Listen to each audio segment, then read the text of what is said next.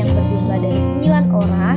Yang pertama ada saya sendiri, Siti Aisyah. Yang kedua ada Susana. Ketiga ada Sendiri Lisa. Keempat ada Epi Sri Raudo. Kelima ada Eriska Selvia.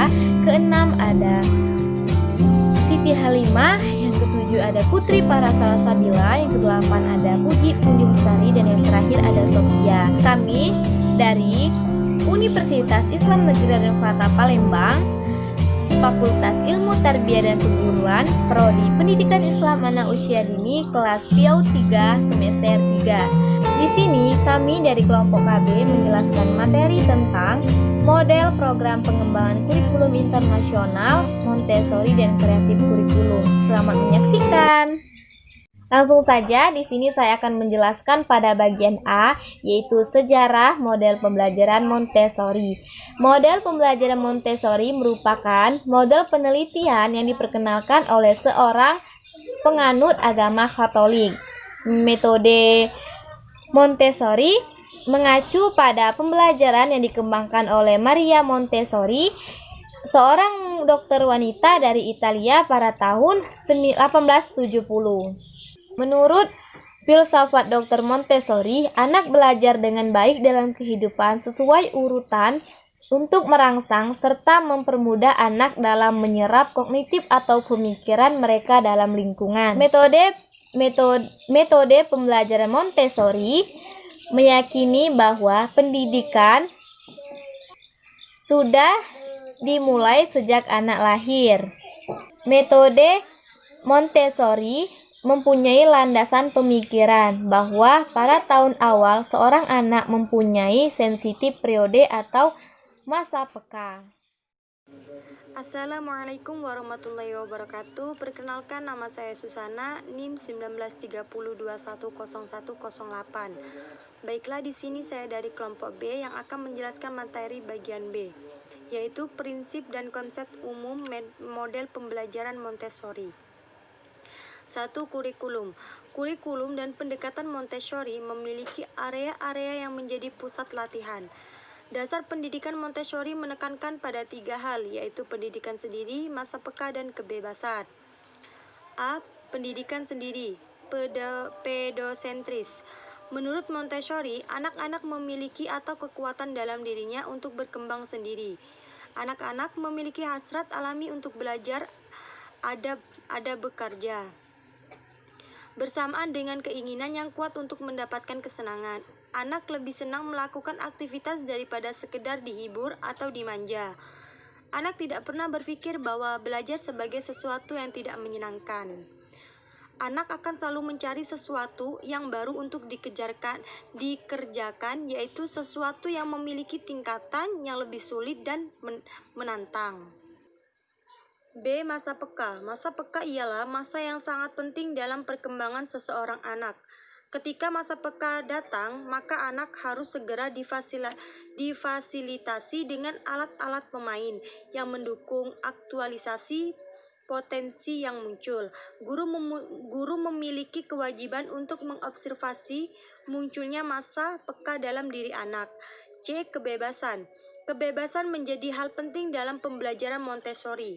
Dalam pembelajaran, anak memiliki kebebasan untuk berpikir, berkarya, dan berbuat sesuatu. Dalam dunia orang dewasa, indera penglihatan mendominasi di antara indera-indera lainnya dan sangat mudah untuk melupakan peran kunci dari semua yang dimiliki indera dalam perkembangan anak-anak. Bagi anak kecil, indera adalah alat pembelajaran alamiahnya. Montessori menyebutkan 3 ciri utama pembelajaran yang diberikan secara individual, yaitu A. Pembelajaran yang diberikan harus singkat. Semakin banyak kata-kata yang tidak berguna dihilangkan, semakin baik suatu pembelajaran. Ketika mempersiapkan pembelajaran yang akan diberikan, pendidik mesti mempertimbangkan bobot kata-kata yang akan diucapkan. B. Pembelajaran harus sederhana. Kata-kata yang sudah dipilih dengan seksama haruslah yang paling sederhana yang bisa ditemukan dan mengacu pada kebenaran. C. Pembelajaran harus objektif. Guru tidak boleh menarik perhatian anak-anak pada dirinya sendiri sebagai guru, melainkan hanya pada objek yang ingin diterangkan. Penjelasan singkat itu hanya merupakan penjelasan mengenai objek yang akan dipelajari anak-anak. Montessori mengatakan, dalam proses pembelajaran, guru harus menghargai kebebasan anak. Jika anak tidak mengerti penjelasan guru, Montessori memberikan dua nasihat, yaitu jangan berupaya untuk mengulang pembelajaran yang sudah diberikan dan jangan membuat anak merasa bahwa ia membuat sesuatu kesalahan. 2. Pembelajaran. Montessori membagi belajar dalam 3 hal. A. Tahap pertama, pengenalan akan identitas. Contohnya, buatlah sesuatu hubungan antara benda yang sedang ditunjukkan dengan nama benda itu. B. Tahap kedua, pengenalan akan berbandingan. Tahap kedua ini untuk meyakinkan bahwa anak memahami. C. Tahap ketiga, perbedaan antara benda-benda yang serupa. Untuk tahap ketiga ini lebih ditunjukkan apakah anak itu benar-benar ingin nama benda itu. Tujuan proses belajar 3 adalah untuk mengajarkan konsep-konsep baru dengan cara pengulangan. Dengan demikian akan membantu anak-anak untuk memahami dengan lebih baik akan melalui yang disajikan kepadanya.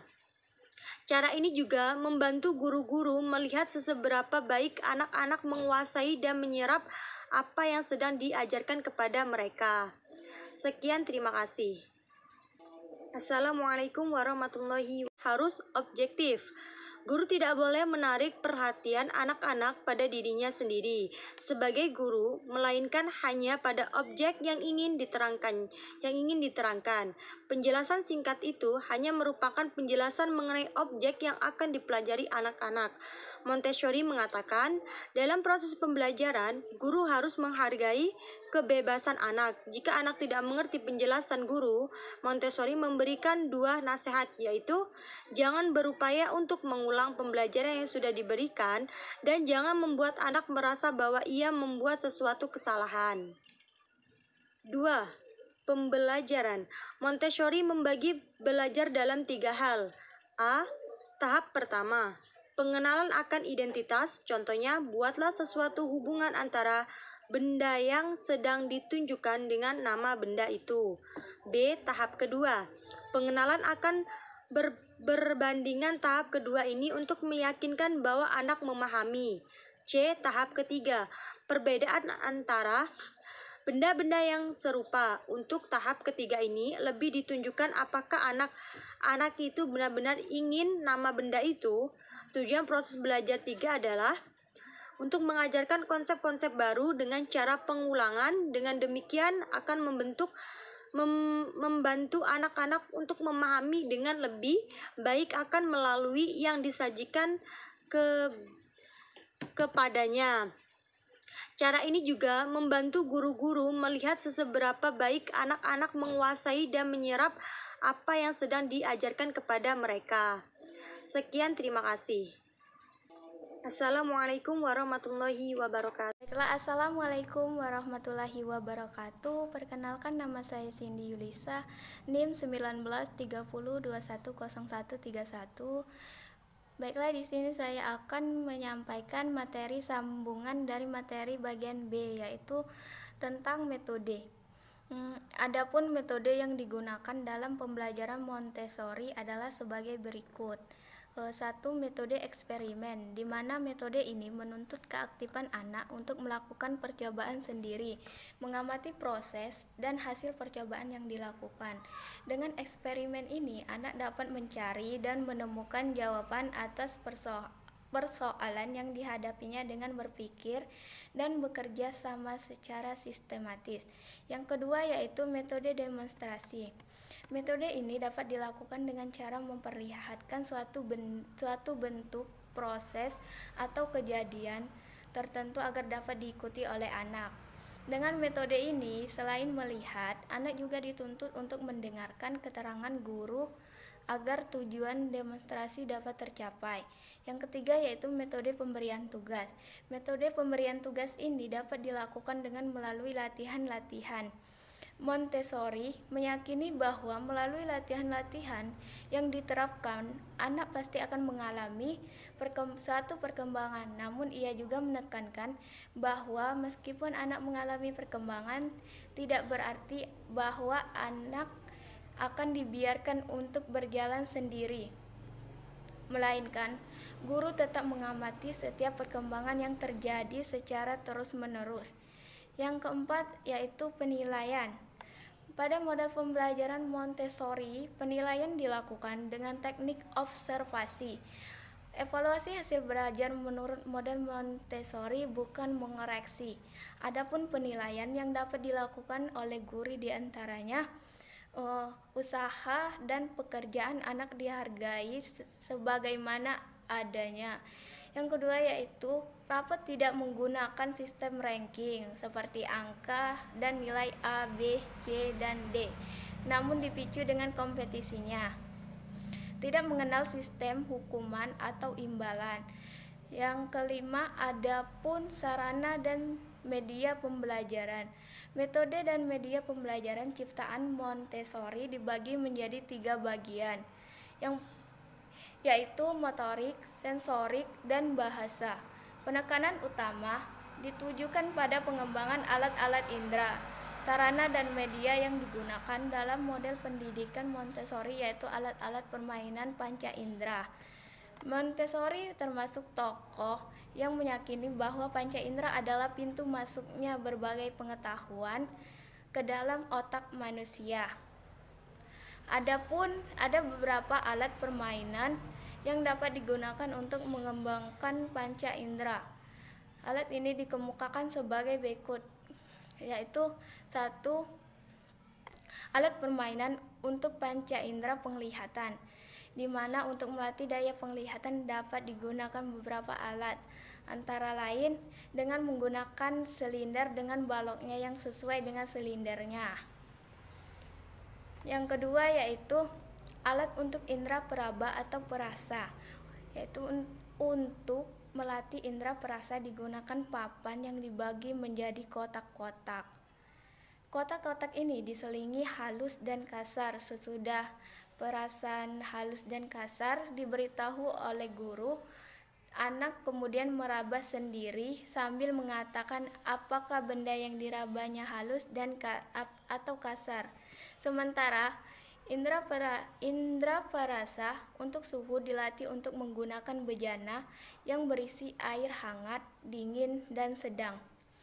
Yang ketiga yaitu alat-alat untuk panca indera pendengaran. Dengan menggunakan satu set kotak-kotak tertutup yang berisi batu, uang logam, jagung, dan beras. Di samping itu, terdapat kotak-kotak yang lain dengan berisi yang sejenis dengan kelompok pertama. Yang keempat yaitu alat untuk indera penciuman. Indera penciuman dilatih dengan bau-bauan dari berbagai macam buah, bunga, dan makanan.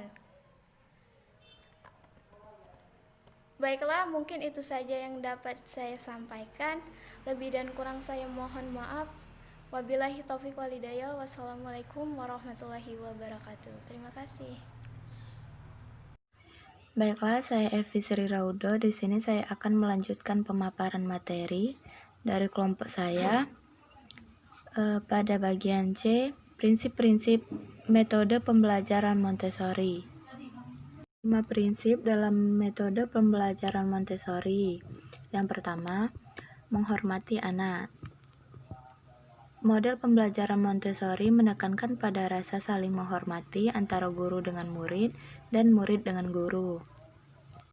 Yang kedua, menyerap pemikiran anak. Konsep pemikiran Montessori dalam menyerap pemikiran anak yaitu agar seorang guru mampu memahami bahwa anak-anak belajar melalui lingkungan. Yang ketiga, periode sensitif. Periode sensitif merupakan kondisi ketika anak-anak lebih rentan terhadap perilaku tertentu dan dapat belajar keterampilan khusus lebih mudah. Keempat, lingkungan yang siap. anak-anak belajar melakukan sesuatu dengan baik melalui lingkungan. Kebebasan adalah karakteristik penting dari lingkungan yang siap. Dan yang terakhir yaitu auto-education atau jati diri pendidikan. Guru dalam metode pembelajaran Montessori mempersiapkan ruang kelas supaya anak mampu mendidik diri mereka sendiri. Itu saja pemaparan materi dari saya. Assalamualaikum warahmatullahi wabarakatuh. Perkenalkan, nama saya Rizka Selvia. Di sini saya akan membahas atau menjelaskan materi dari kelompok kami yang bagian D, yaitu kelemahan dan kelebihan model pembelajaran Montessori. Kelebihan konsep dari pendekatan Montessori dapat diberikan pada anak dari berbagai latar belakang dan kondisi yang beragam. Kelebihannya yaitu 1. Berhasil menghasilkan konsep dan material atau alat pendidikan yang sistematis. 2. Operasional sesuai dengan tahapan perkembangan dan kemampuan anak. 3. Memiliki laboratorium sekolah dan sistem penyelenggaraan yang terkontrol terhadap seluruh sistem pendidikan Montessori. 4. Mengeluarkan panduan-panduan tentang sistem pelajaran di sekolah Montessori. Dan 5. Menggabungkan anak dari berbagai usia yang berbeda akan membentuk sikap menghargai, menghormati, imitasi, sikap, dan saling membantu pada anak. Adapun kelemahannya yaitu 1. Terlalu bersifat perseorangan sehingga memerlukan rasio perbandingan antara guru dan murid yang kecil. 2. Memerlukan media pembelajaran yang sangat beragam serta harga material yang sangat mahal sulit terjangkau oleh sekolah-sekolah umum. 3. Pelatihan penyelenggaraan konsep pendidikan Montessori sangat mahal bagi guru-guru di sekolah umum. Sekian penjelasan dari saya. Materi selanjutnya akan disampaikan oleh teman saya. Warahmatullahi wabarakatuh. Baiklah, perkenalkan nama saya di sini Siti Halimah.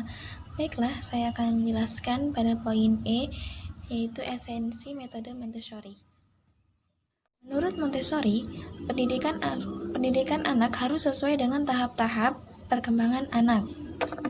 Dia meyakini bahwa anak-anak mengalami kemajuan melalui serangkaian tahap perkembangan. Masing-masing tahap memerlukan jenis pembelajaran yang dirancang secara tepat dan spesifik. Esensi metode Montessori adalah sebagai berikut. Yang pertama, the absorbent mind. Pada dasarnya, pembelajaran seorang anak berbeda dengan orang dewasa. Maria Montessori menyebutkan sebagai the absorbent mind atau pikiran yang mudah menyerap. Kemampuan unik ini terjadi sejak lahir hingga usia 6 tahun. Yang kedua yaitu the conscious mind. Pada tahap kedua, usia 3 sampai 6 tahun, kemampuan anak dapat dalam menyerap tidak lagi absorb mind, melainkan menjadi conscious mind. Bahwasanya pada masa bayi sampai umur 3 tahun ketika otak menyerap dilakukan secara alami dan sadar. Yang ketiga yaitu the sensitive periods. The sensitive periods atau period sensitif. Metode Montessori berfokus pada periode sensitif yang masuk dalam otak penyerap. Montessori membagikan 6 periode sensitif, di antaranya yang pertama sensitive to order, yaitu masa peka untuk keteraturan terjadi pada 3 tahun pertama kehidupan. Yang B, sensitive to language, periode kepekaan berbahasa dimulai dari kelahiran. Yang C, sensitive to walking, walking. Kepekaan berjalan terjadi ketika anak berusia 12-15 bulan, mereka membutuhkan latihan untuk melangkah dari satu tempat ke tempat lainnya. Yang D, sensitivity to the social aspect of life. Di antara usia 2-3 tahun, anak sadar bahwa ia merupakan bagian dari kelompok. Yang E, sensitivity to small object. Pada tahap ini, ketika anak berpindah-pindah dan mengeksplorasi lingkungan yang lebih luas. Yang F, sensitivity to learning through the senses. Sejak kelahirannya, anak mendapat rangsangan dari lingkungan sekitar melalui semua indera ke dalam pikiran yang menyerap. Esensi metode Montessori yang keempat yaitu children want to learn. atau anak-anak ingin belajar. Menurut Montessori, anak-anak memiliki potensi atau kekuatan dalam dirinya untuk berkembang sendiri. Anak-anak memiliki hasrat alami untuk belajar dan bekerja bersamaan dengan keinginan yang kuat untuk mendapat kesenangan. Mungkin itu saja yang dapat saya sampaikan. Untuk waktunya saya ucapkan terima kasih. Baiklah, perkenalkan nama saya Putri Farah Salsabila. Di sini saya akan melanjutkan presentasi dari Saudari Siti Halimah. Yang kelima, learning through play. Banyak orang keliru tentang peran bermain dalam metode Montessori, di mana beberapa orang tampak berpikir bahwa anak-anak di taman kanak-kanak Montessori bermain sepanjang hari dan tidak belajar apapun. Orang lain hanya sedikit tahu tentang teorinya, tapi salah mengartikannya. Bermain merupakan sebuah kegembiraan, kebebasan, memiliki tujuan, dan secara spontan memilih aktivitas kreatif, menyertakan pemecahan masalah, belajar keterampilan sosial baru, bahasa baru, dan keterampilan fisik baru.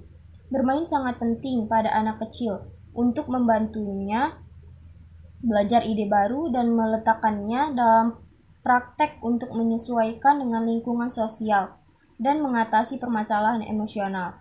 Ada banyak permainan yang bisa dimainkan dengan materi pengajaran Montessori melalui cara untuk menguatkan anak belajar. Permainan itu bisa dimainkan menggunakan perlengkapan yang dibuat di rumah. Yang keenam, stage of development atau tahap-tahap perkembangan. A. Tahap pertama, dari lahir hingga 6 tahun. Pada tahap ini anak-anak memiliki apa yang disebut dengan pemikiran bawah sadar atau pemikiran yang mudah menyerap. B. Tahap kedua, dari usia 6 hingga 12 tahun. Montessori menyebutnya dengan periode masa kanak-kanak, di mana di periode ini keterampilan anak dan kemampuan anak yang telah muncul masih terus berkembang.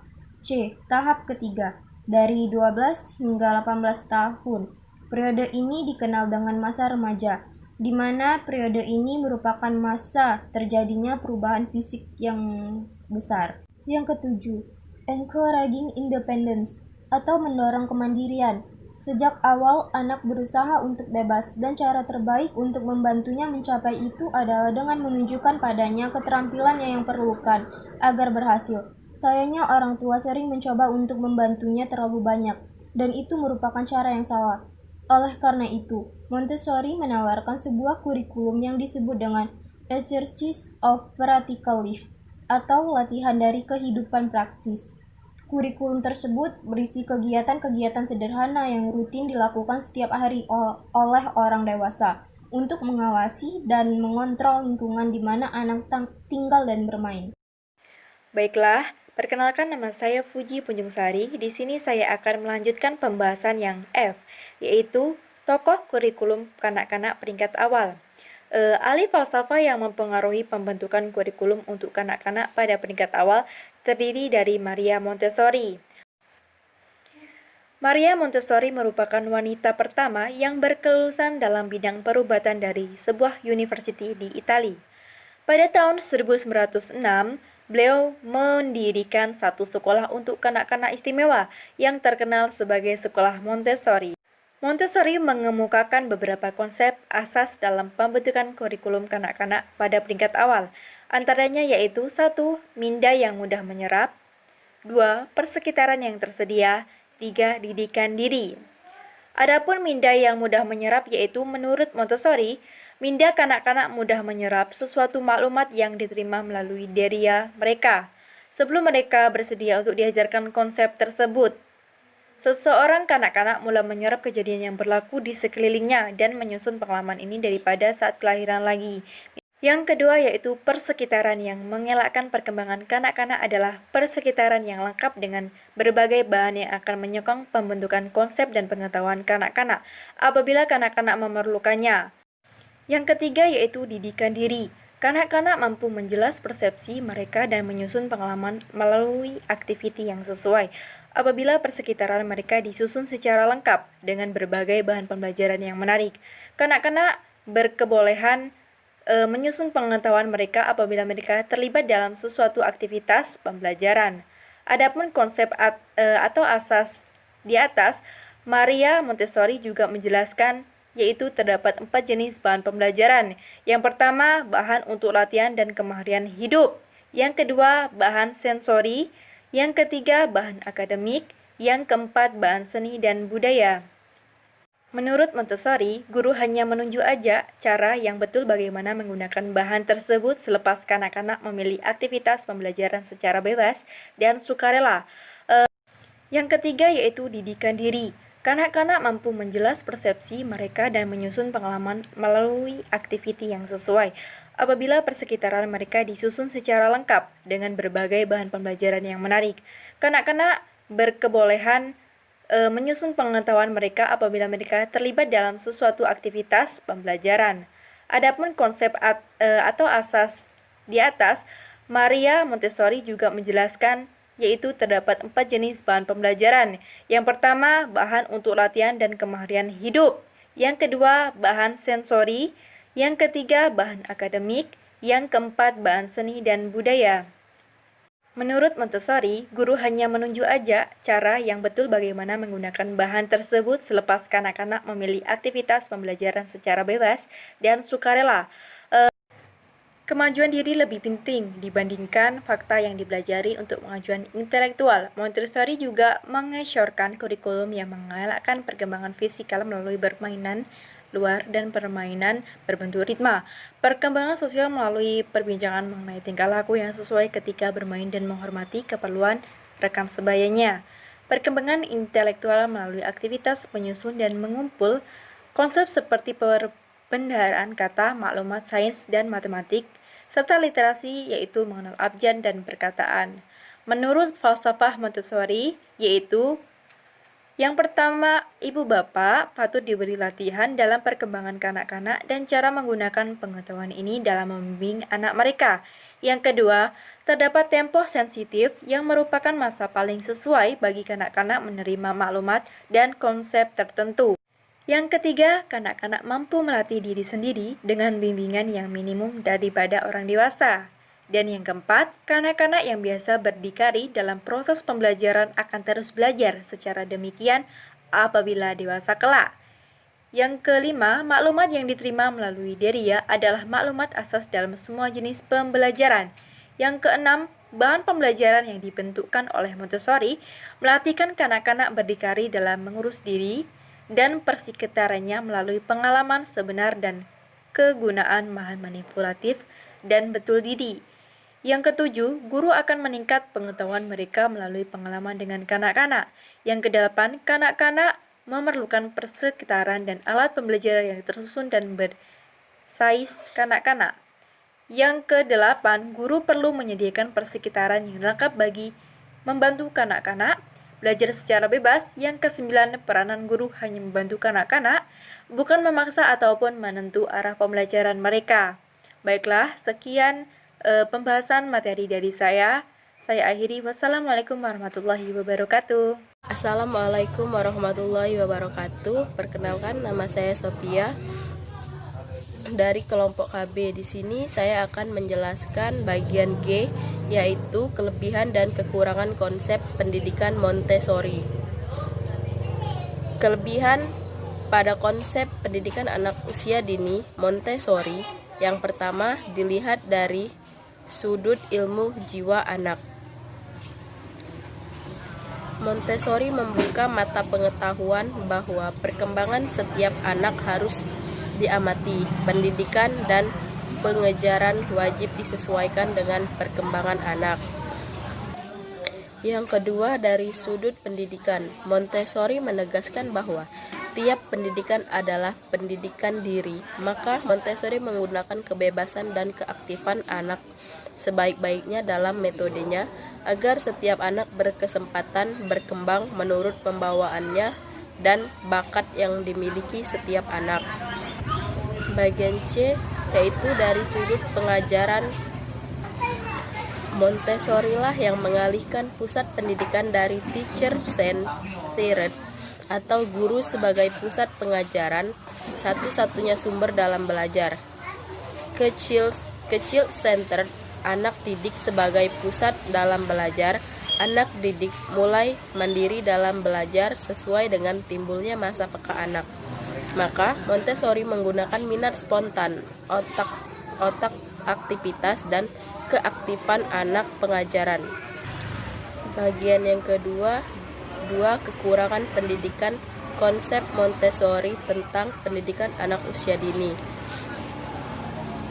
Yang pertama yaitu A, dari sudut ilmu jiwa. Dunia fantasi anak. Pendapat Montessori tentang dunia fantasi adalah khayal menunjukkan kemiskinan kerohanian dan tidak sesuai dengan kenyataan. Maka Montessori melarang anak untuk bermain khayal, misalnya bermain kereta-kereta apian, anak laki-laki menjadi kondektur, anak perempuan menjadi ibu, dan anak-anak mengadakan penjamuan khayal dan lain sebagainya. Maka dalam sekolah Montessori diabaikan pula mata pelajaran ekspresi seperti bercerita, mendongeng, menggambar, dan pembuatan serta pembacaan syair. B, dari sudut pendidikan. Dari sudut pendidikan, sistem pendidikan Montessori terlalu individual, tidak ada kesempatan untuk pendidikan sosial, sebab di sekolah Montessori tidak ada latihan dalam rombongan. Pendidikan keindahan tidak cukup mendapat perhatian dalam pengajaran Montessori. Selanjutnya C, dari sudut pengajaran. Kebebasan atau kemerdekaan menurut sistem Montessori bukan kebebasan yang sesungguhnya, melainkan kebebasan yang terbatas. Alat-alat pengajaran buatan Montessori sendirilah yang harus dipergunakan untuk belajar. Para guru, murid-murid tidak diperkenankan untuk memiliki alat-alat lain. Alat-alat itu dipergunakan menurut tujuan tertentu. Tidak boleh dipergunakan untuk hal-hal yang bersifat menyimpang. Ini bertujuan untuk belajar dan mendidik kecerdasan anak, tidak untuk bergembira atau kesenangan hidup. Begitulah dalam sekolah Montessori, tidak ada keaktifan bermain dan dalam arti yang sebenarnya. Mungkin itu saja yang bisa saya sampaikan. Terima kasih. Wassalamualaikum warahmatullahi wabarakatuh.